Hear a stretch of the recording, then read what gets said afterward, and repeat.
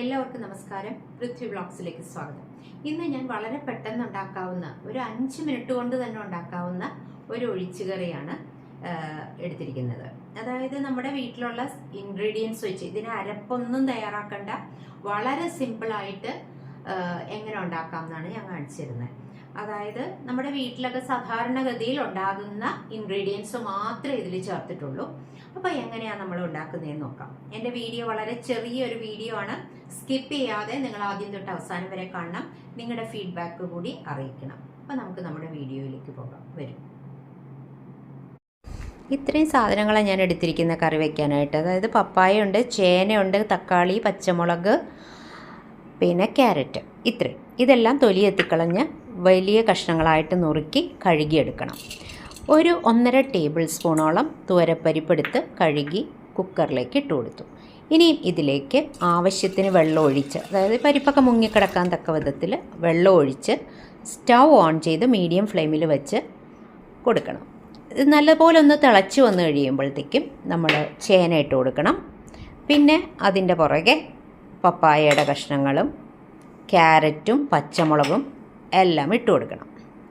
ഇനിയും ഇതിലേക്ക് ആവശ്യത്തിനുള്ള മസാലപ്പൊടികൾ, ഞാനിവിടെ മഞ്ഞൾപ്പൊടിയും മുളക് പൊടിയും മാത്രമേ ചേർക്കുന്നുള്ളൂ. 1/4 ടീസ്പൂൺ മഞ്ഞൾപ്പൊടിയും ഒരു ടീസ്പൂണോളം കാശ്മീരി മുളക് പൊടിയും ചേർക്കുന്നുണ്ട്. ഇനിയും നമ്മൾ കുക്കർ അടച്ചു വെച്ച് ഒരു 2 വിസിൽ, ഒരു ഹൈ ഫ്ലെയിമിൽ വെച്ച്, അതിനുശേഷം ഹൈ ഫ്ലെയിമിൽ വെച്ചിട്ട് ഒരു വിസിലും ലോ ഫ്ലെയിമിൽ വെച്ചിട്ട് ഒരു വിസിലും. അപ്പോഴത്തേക്കും വെന്ത് കിട്ടി കഷ്ണങ്ങളെല്ലാം.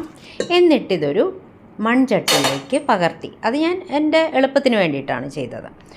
എന്നിട്ട് ഇതുവരെ നമ്മൾ ഉപ്പ് ഇട്ട് കൊടുത്തിട്ടുണ്ടായിരുന്നില്ല, കാരണം ചേനയാണ്, ചിലപ്പോൾ വേവാൻ താമസം ഉണ്ടാവും. അതുകൊണ്ട് പിന്നെ നമ്മൾ ഉപ്പിട്ട് കൊടുക്കണം. കറിക്ക് ആവശ്യത്തിനുള്ള ഉപ്പിട്ട് കൊടുക്കണം. ഒരു തക്കാളി, അതായത് ഇതിത്തിരി നാടൻ തക്കാളി ആയതുകൊണ്ട് കുറച്ച് പുളി ഉണ്ടാവും, അതുകൊണ്ട് അത് ഒരെണ്ണം കട്ട് ചെയ്തിട്ട് കൊടുത്തു. പിന്നെ ഒരു ചെറിയ നെല്ലിക്കയുടെ വലിപ്പത്തിലുള്ള പുളി പിഴിഞ്ഞ് അതിൻ്റെ നീരും ഇതിലേക്ക് ഒഴിച്ചു കൊടുത്തു. എന്നിട്ടൊന്ന് തിളച്ച് കഴിയുമ്പോൾ നമുക്കിതിലേക്കൊന്ന് കടുക് വറുത്തിടണം. 1 ടേബിൾ സ്പൂൺ വെളിച്ചെണ്ണ ചൂടാകുമ്പോൾ 1/2 ടീസ്പൂൺ കടുക് ഇട്ട് കൊടുക്കണം. 1/4 ടീസ്പൂൺ ഉലുവ ഇട്ട് കൊടുക്കണം. ഇതാണ് ഇതിൻ്റെ ഏറ്റവും വലിയ ഹൈലൈറ്റ്. ഉലുവ ഇട്ട് കൊടുക്കണം. പിന്നെ ഒരു 3-4 ചെറിയ ഉള്ളി വളരെ നേരിയതായിട്ട് കട്ട് ചെയ്ത് വെച്ചിട്ടുണ്ടായിരുന്നു, അതിട്ട് കൊടുത്തു. പിന്നെ 2 വറ്റൽ മുളക് ഇട്ട് കൊടുത്തു. ആവശ്യത്തിന് കറിവേപ്പിലയും ഇട്ട് കൊടുത്തു. എന്നിട്ട് ഇത് നല്ലതുപോലെ ഒന്ന് ഇളക്കി കൊടുക്കണം. നല്ലതുപോലെ ഒന്ന് മൂത്ത് വരുമ്പോൾ നമ്മുടെ കറിയിലേക്ക് ഇത് ഒഴിച്ചു കൊടുക്കാം. ഇത്രയേ ഉള്ളൂ കാര്യം.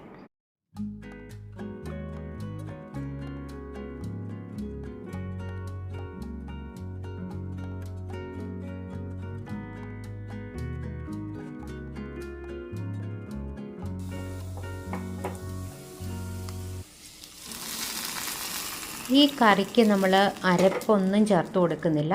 ഈ മഞ്ഞൾപ്പൊടിയും മുളക് പൊടിയും മാത്രമേ ഇട്ട് കൊടുത്തുള്ളൂ. നല്ലതുപോലെ വെന്ത് കഴിയുമ്പോൾ ഇത് പതുക്കെ ഒന്ന് ഉടച്ചു കൊടുക്കണം. ഒരുപാട് ഉടച്ച് ഇതാക്കണ്ട. പിന്നെ ഇത് കടുക് വറുത്തിട്ടാൽ മാത്രം മതി. നല്ല പോലെ കുറുകിയ ഒരു കറിയാണ് കിട്ടുന്നത്. ഇതിൽ അരപ്പൊന്നും ചേർക്കാതെ തന്നെ ഇത് നല്ലതുപോലെ കുറുകിയാണ് ഇരിക്കുന്നത്. അതിനുള്ള അത്രയും ആവശ്യത്തിനുള്ള വെള്ളം മാത്രമേ ഇതിലേക്ക് ചേർത്ത് കൊടുത്തിട്ടുള്ളൂ. ഞാൻ ഉണ്ടാക്കിയ ഒഴിച്ചുകറി കണ്ടല്ലോ, ഒരു പുളിങ്കറി എന്ന് വേണമെങ്കിൽ പറയാം. വളരെ ഈസി, പെട്ടെന്ന് ഉണ്ടാക്കാം, നല്ല ടേസ്റ്റുമാണ്. അപ്പം നിങ്ങളുടെ ഫീഡ്ബാക്ക് അറിയിക്കും. അടുത്തൊരു വീഡിയോയിൽ നമുക്ക് വീണ്ടും കാണാം. Thank you for watching. By.